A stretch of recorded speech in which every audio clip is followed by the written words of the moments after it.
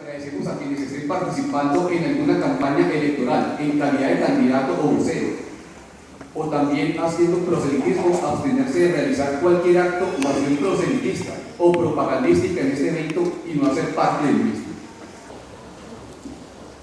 A continuación, el coordinador del Grupo de Defensa Judicial de la Oficina Asesora Jurídica, el Dr. Bismarck II Alemán Cabrera, les envía un saludo de bienvenida a este evento.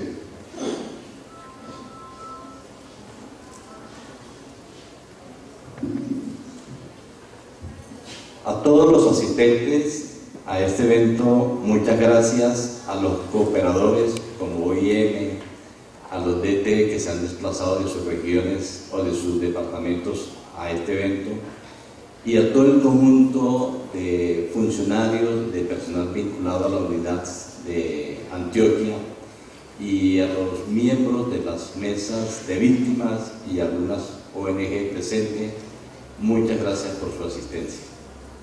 Y a los compañeros que me acompañan desde Bogotá.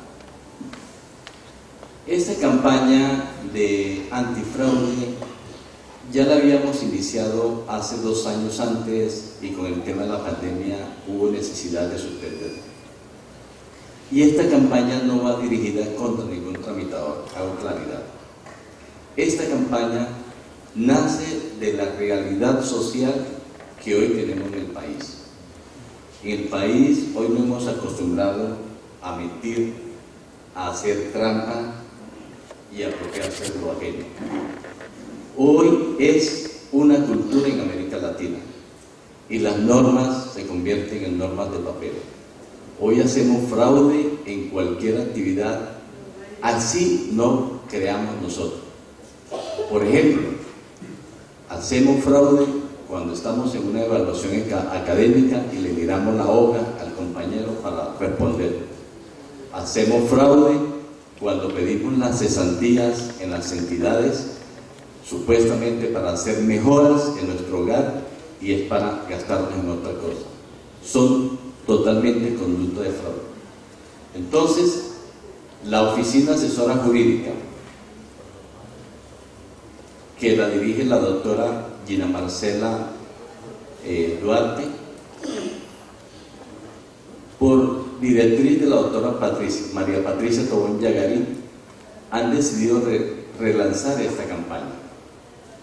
Y yo, en calidad de coordinador, implemento la campaña a nivel nacional, teniendo en cuenta de que nosotros tenemos 4 líneas de actividad o líneas de trabajo. El primero de controversias contractuales, el segundo de cobro coactivo y persuasivo, el tercero en la línea de saneamiento del Fondo de Reparación de la Víctima, y el cuarto un grupo interno de fraude y prevención. Esos 4 grupos están en cabeza mía y yo soy el responsable directo de eso. Entonces, de ahí la importancia de comenzar a implementar esa campaña. Nosotros hemos observado que hay mucha desigualdad en el país y hay una necesidad de acortar la desigualdad. No la vamos a acabar, pero toca disminuirla. Y disminuirla significa implementar buenas prácticas administrativas, tanto interno como en nuestra entidad, como al interior de todas las organizaciones y de todo el componente que prestan un servicio directo e indirecto a las víctimas. Esas buenas prácticas es las que permiten acercar al ciudadano y que el ciudadano crea en el Estado. Nos sorprende de que muchos ciudadanos hoy no crean en el Estado.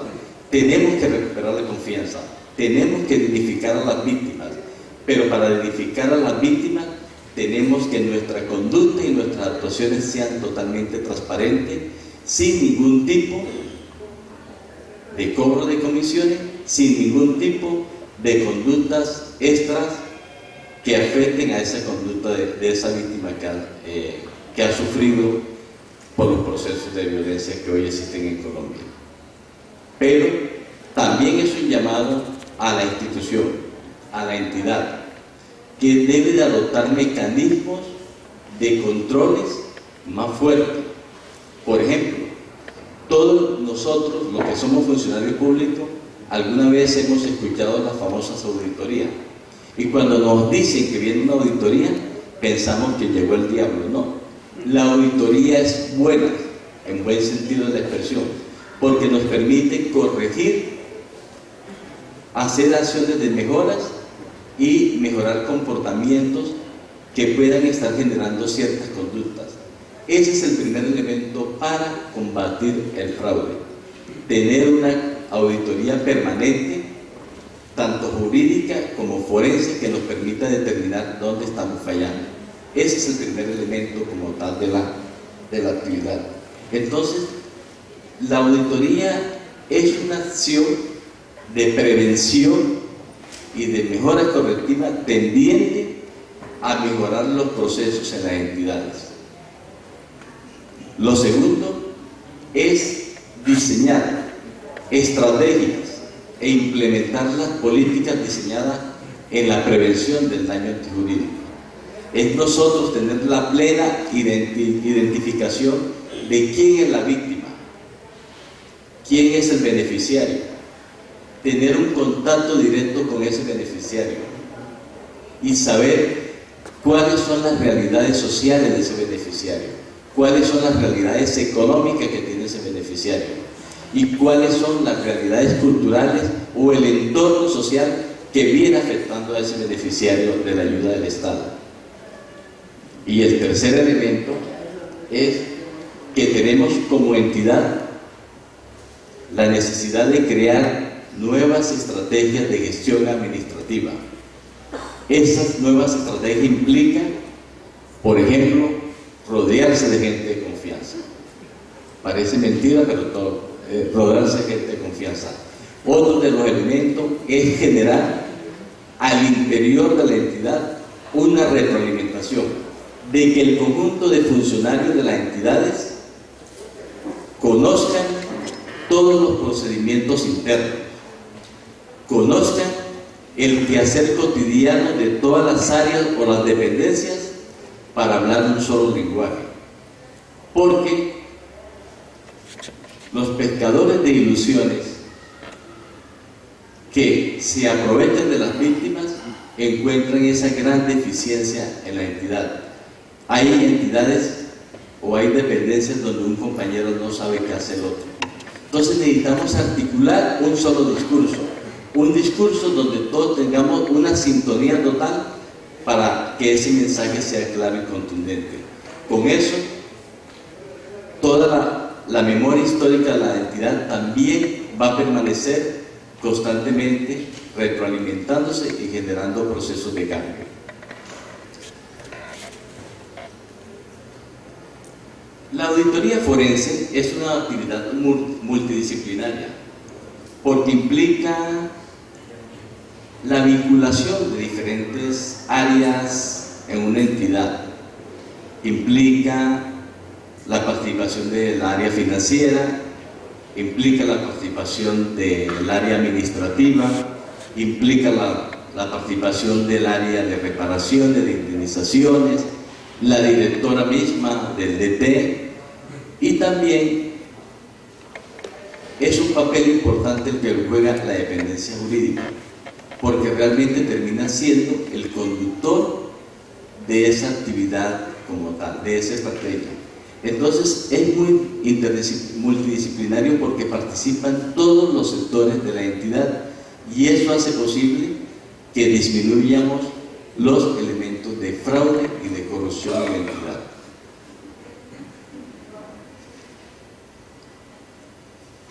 Desde los años 1998 hasta el 2021, en Colombia tenemos aproximadamente 27 normas que hablan de corrupción. Hoy tenemos un gigantismo legislativo en materia de corrupción. O sea, tenemos una explosión de normas, de decretos, de reglamentos, de resoluciones contra la corrupción y contra el fraude. Pero estas se vuelven ineficaces porque se quedan siendo una norma de papel. una norma que la encontramos en cualquier texto, pero que el funcionario no la aplica. Muchas veces el funcionario no la aplica porque teme firmar o porque teme tomar una decisión. La invitación a los funcionarios de la unidad es que no le dé miedo tomar decisiones. No le dé miedo tomar decisiones referente al tema del fraude y la corrupción. Porque el mayor cáncer que tenemos en Colombia hoy es el fraude y la corrupción. Yo soy intransigente con el fraude y la corrupción. Todas las denuncias de fraude y de corrupción que me llegan a mí, inmediatamente le doy trámite. Hoy tenemos mucha gente en Bogotá procesada. Hoy tenemos los indicadores nacionales de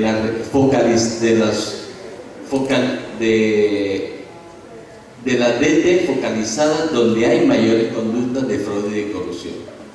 Y Antioquia tiene un papel importante en eso. Entonces, por eso hay que dar la pelea acá. Por eso ustedes tienen que ser compromisarios de dar esa lucha. Por eso ustedes tienen que ser compromisarios de acabar esas prácticas que atentan contra los derechos de las víctimas.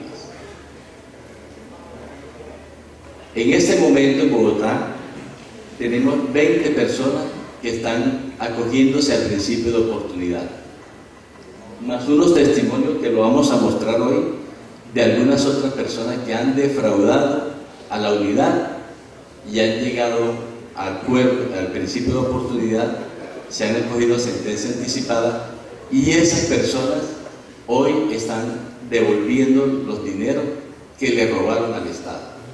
Entonces, por eso yo decía, hoy la cultura es robar, mentir y apropiarse de lo ajeno. Robar cuando utilizamos o le robamos los recursos a la víctima. Mentir porque hacemos fraude para que Pedro no reciba su dinero. Y apropiarse de lo ajeno porque le está robando los mismos dineros al Estado.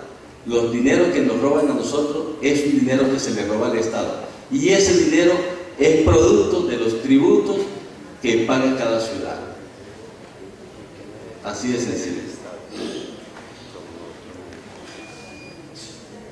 Entonces, uno de los elementos que tenemos en la implementación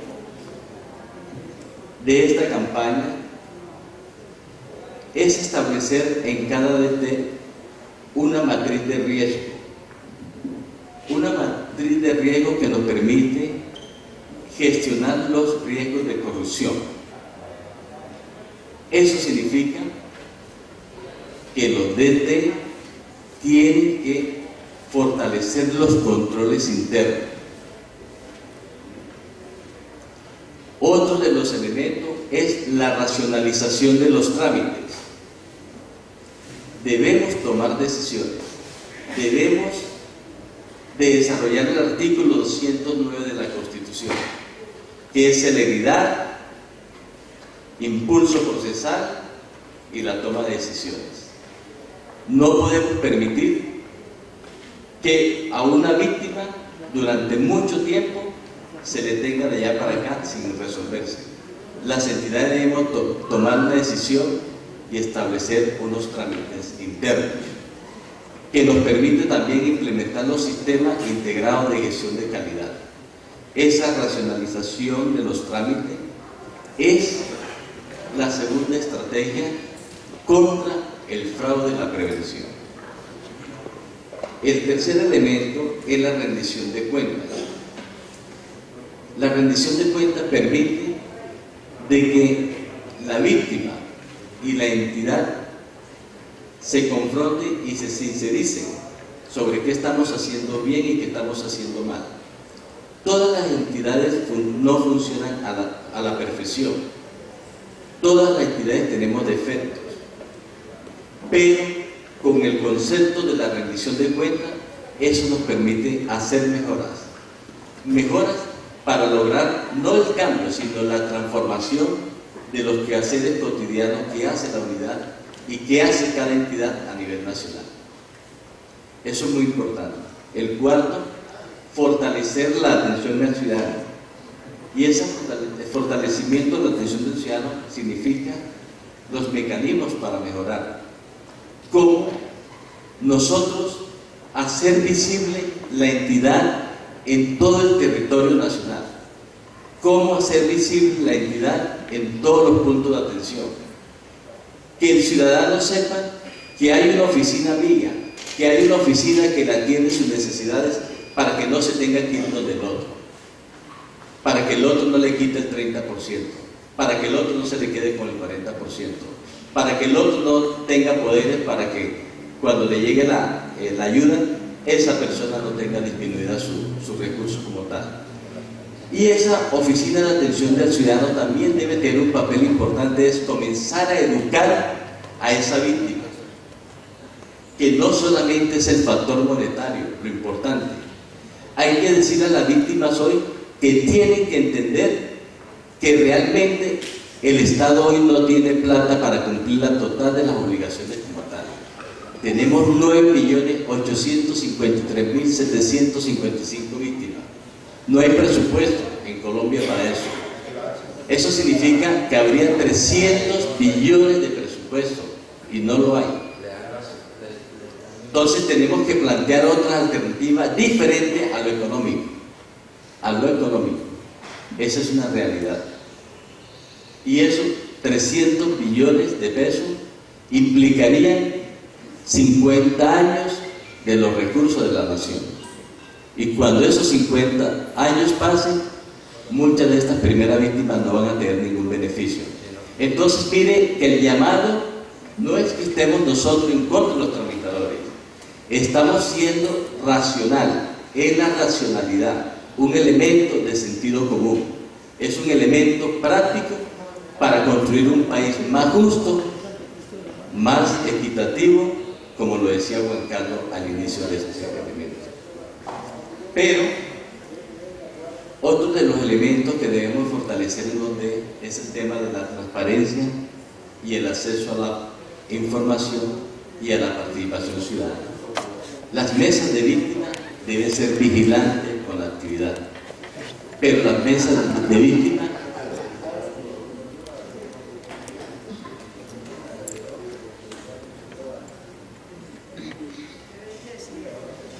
deben ser transparentes con la actividad que se hace. Pero esas mesas de víctimas también tienen una corresponsabilidad con el actor de la unidad. Si las mesas de víctimas no actúan transparentemente, es muy difícil que se cumpla con el objetivo de al menos ayudar a un grupo de víctimas que hoy sufren las consecuencias del país. Bueno, entonces nosotros en la entidad y a cargo de mí está la responsabilidad penal. Yo no tolero la corrupción ni el fraude. Yo soy enemigo número 1 de la corrupción y del fraude. Y entonces les pido a los DT que cualquier situación de fraude o de corrupción que se dé en el territorio, totalmente la disposición que me manden todos los elementos para yo iniciar las acciones. Yo voy a todo el territorio nacional, voy a muchas regiones del país, y hoy la idea no es que la unidad esté tomando decisiones desde la oficina. La unidad tiene que desplazarse a los territorios para saber qué es lo que está ocurriendo. No podemos tomar decisiones desde las oficinas, como hacen los jueces. Tenemos que ir al territorio para saber la realidad y para saber sobre qué situación podemos actuar. Esa es una realidad.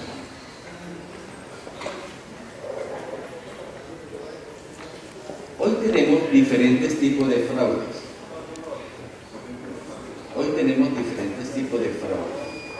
Y les voy a contar un tema, es un cuento que es una realidad.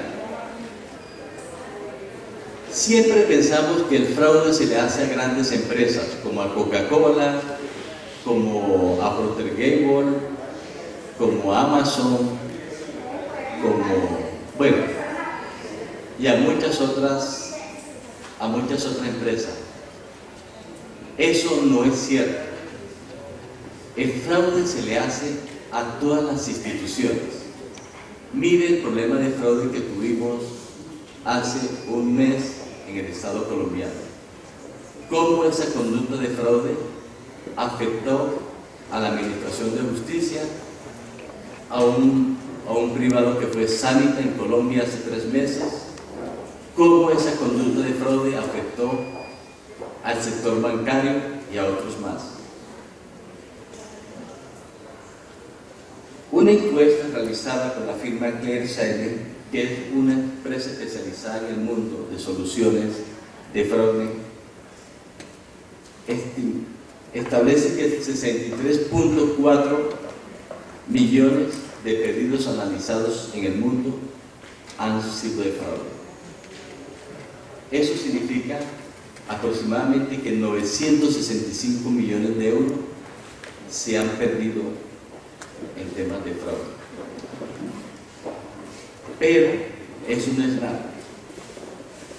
En Colombia nosotros lo tenemos establecido en el artículo 453 de la ley 890 del 2004, que establece una sanción de 5 a 8 años de toda persona que sea enjuiciada por fraude. Yo vengo articulando un trabajo con los organismos de inteligencia, fiscalía y todos esos organismos para fortalecer eso.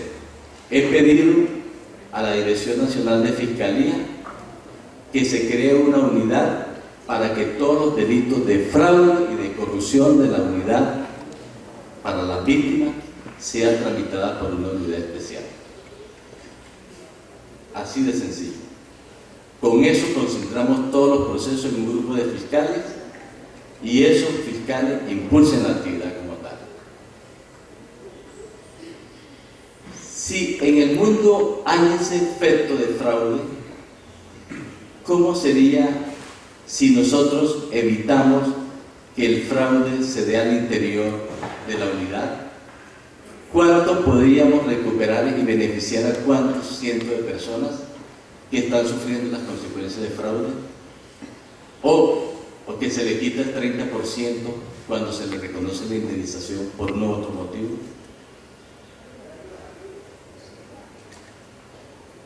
Nosotros tenemos varios operadores, Banco Agrario, Supergiro y eso. Esas entidades hemos fortalecido una alianza estratégica con ellos de un sistema de control para comenzar a evitar todas esas conductas de fraude. La entidad en años anteriores sufrió muchas conductas de fraude. Tenemos un caso famoso que ya está casi en sentencia judicial y sobre el cual hay muchas personas que han sido detenidas y capturadas como tal.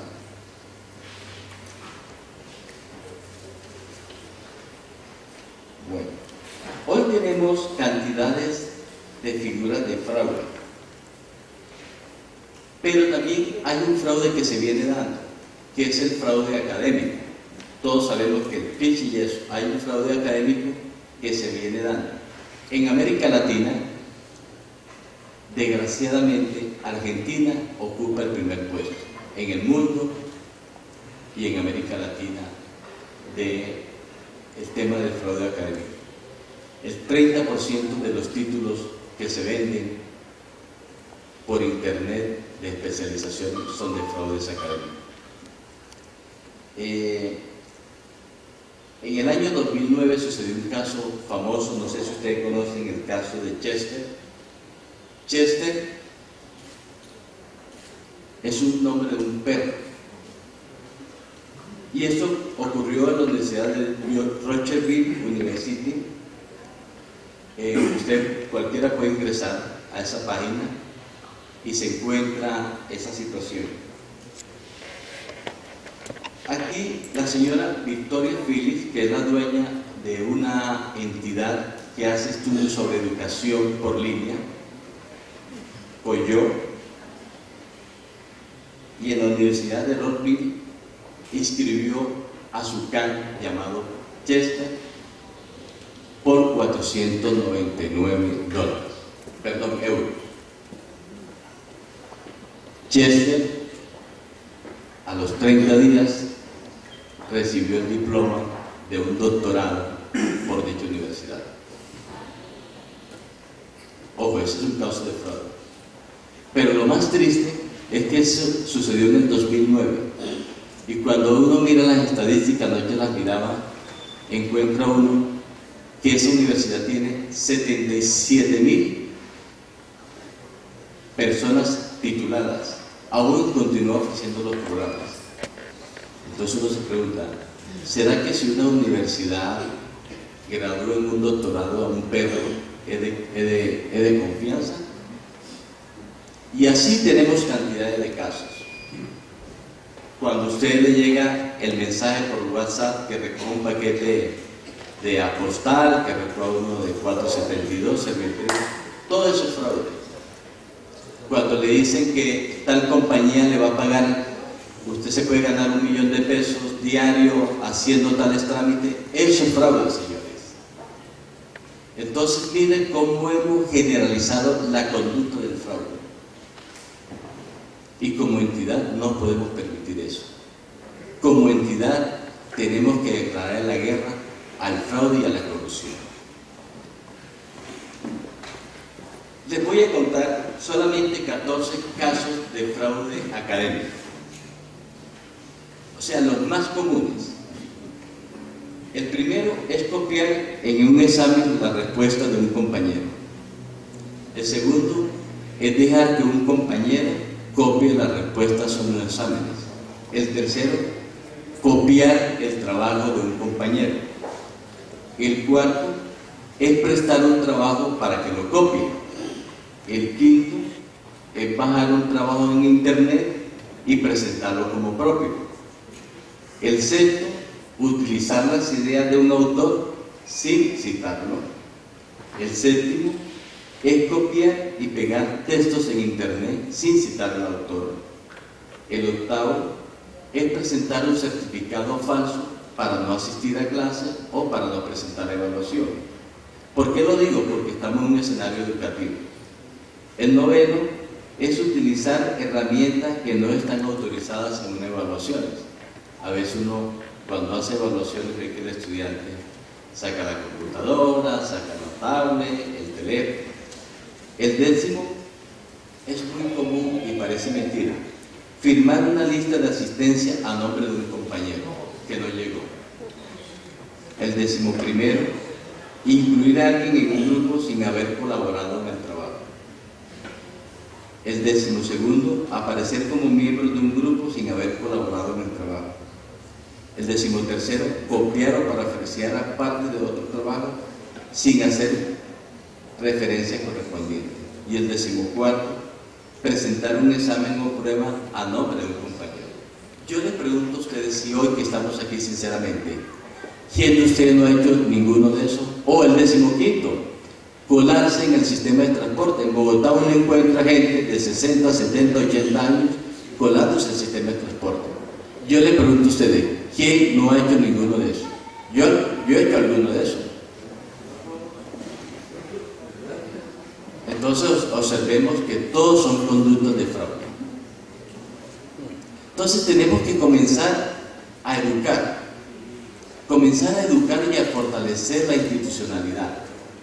Fortalecer la institucionalidad en el sistema de atención al ciudadano y educar a que rompamos con la cultura del fraude, que no sigamos mintiendo, que no sigamos robando, que no sigamos apropiándonos de los recursos de las víctimas, porque eso es lo más triste para este país.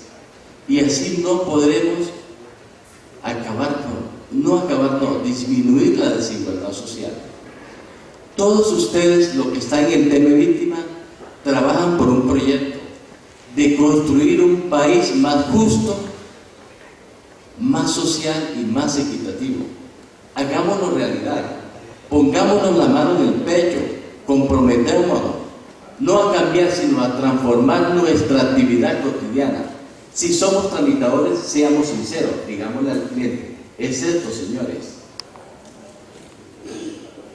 La entidad abrir las puertas a entender al ciudadano que requiere ese compromiso de orientación como tal.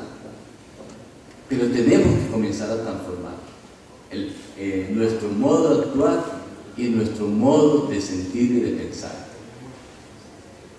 Bueno, en Colombia, aquí tengo 45 tipos de fraude caseros.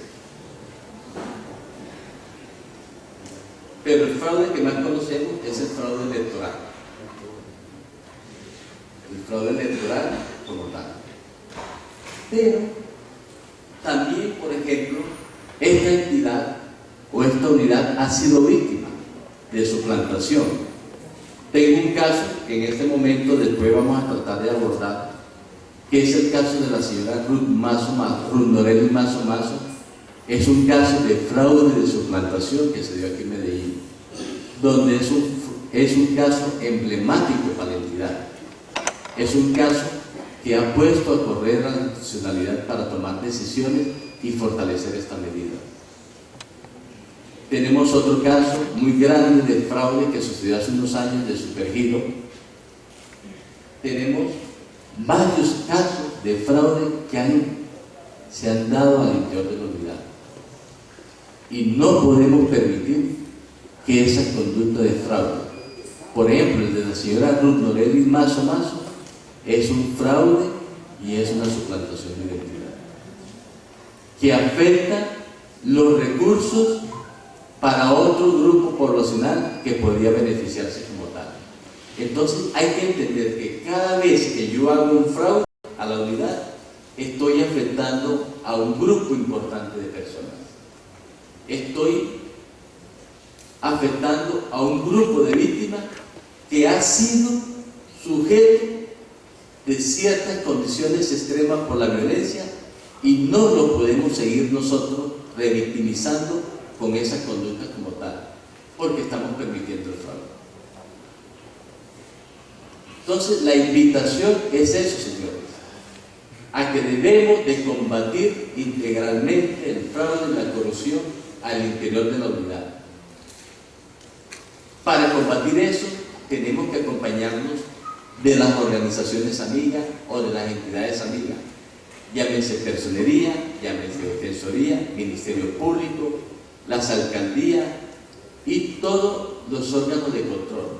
En esta lucha tenemos que vincularnos como tal y que ese sea el propósito real y concreto de nuestra actividad cotidiana. De todas maneras, muchas gracias a ustedes por haberme escuchado.